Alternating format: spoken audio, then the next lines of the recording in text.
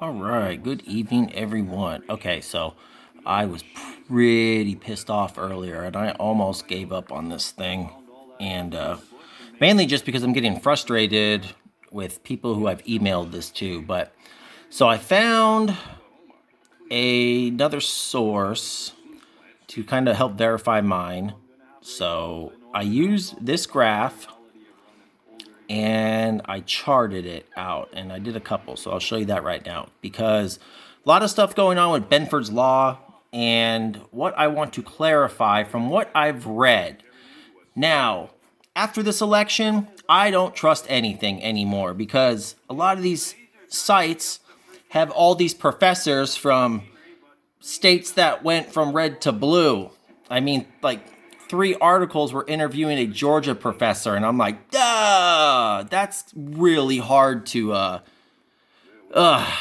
you get what I'm saying. It's hard to trust any source these days, so I would like to do more research. But I found one article from a PhD who talked about Benford's law is not 100% for voting, but it can lead into a good way to investigate. And he posted a couple things that Benford's law analysis has been used in criminal court cases. So, anyways, so what I did for this first graph, okay, this is from my PowerPoints. If you're new to this channel or whatever, you'll see I have plenty of videos on this Arizona election. So you might go back through if you want to review those. But so it's just number of votes and then difference from the day. Now, the reason why I have these red ones here is because of this. Where did it go? All right. So, because not only is it difficult to verify numbers, now every source that I've used is coming from Arizona. Okay, none of these sources are Fox or CNN, but there's discrepancies in the numbers. So that's why I have them highlighted in red. And then these yellow ones, I will show you on this graph. But so what I did was I took the media numbers, and that's what I call this one, okay? And I plotted it. Blue is the votes, and then that's from the difference the day prior, okay?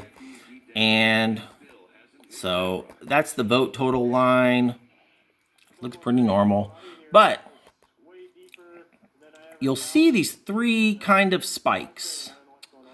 All right, now these 2 are prior election day. So, again, Arizona does not distinguish between mail-in ballots and in-person voting. So I'm still trying and find a way to work that out. But this one right here is the one that got me going, because you can see it right here.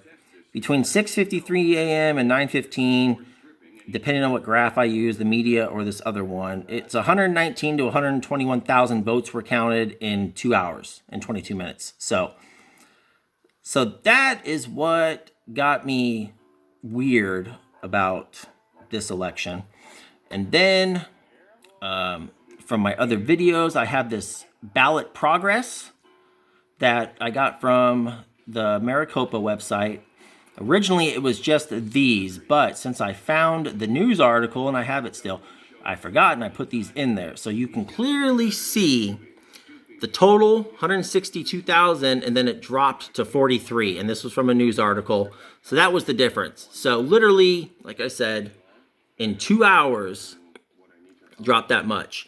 And what's funny about these is that they all originally said the 8th, because they would update this or the total number, but they would not update the date. So good thing I went and I took pictures and screenshotted everything each day.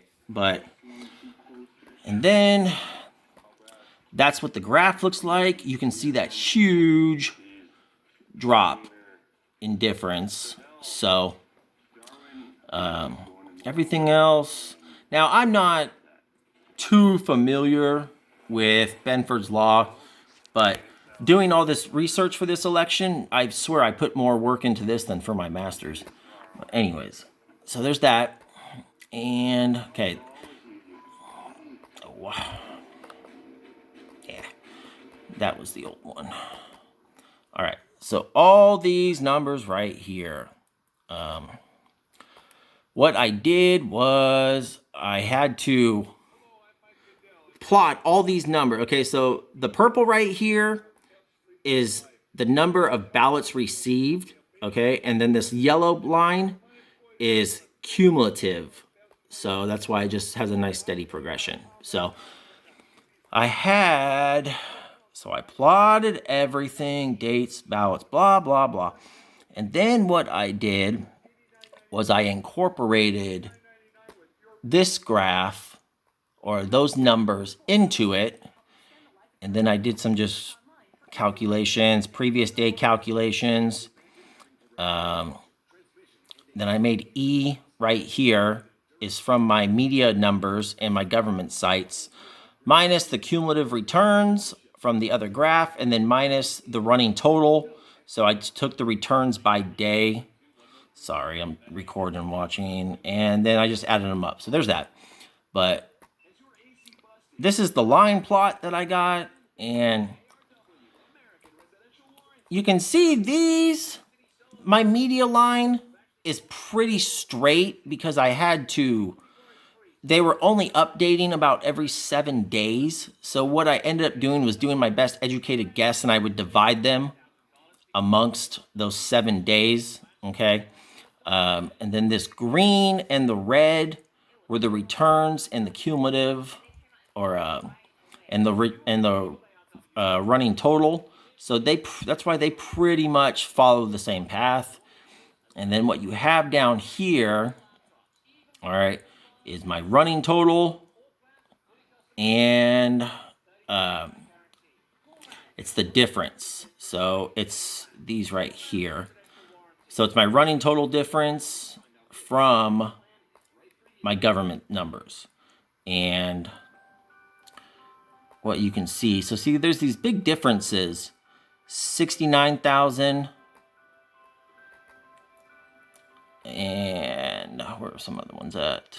I think that was why I did it. But right here, minus 100,000, 154,000. Definitely big differences. So, like the one gentleman said, Benford's Law, it's hard. I'm trying to backtrack each candidate, their total numbers, so I can try and plot that on there. But it's very, very difficult because no news outlet that I can find in Arizona still has their articles up, or Google is censoring them. I don't know. So we'll see if this video even goes to YouTube. I'm sorry it's so long, but a lot of information. I've been doing this research for about 9 days now.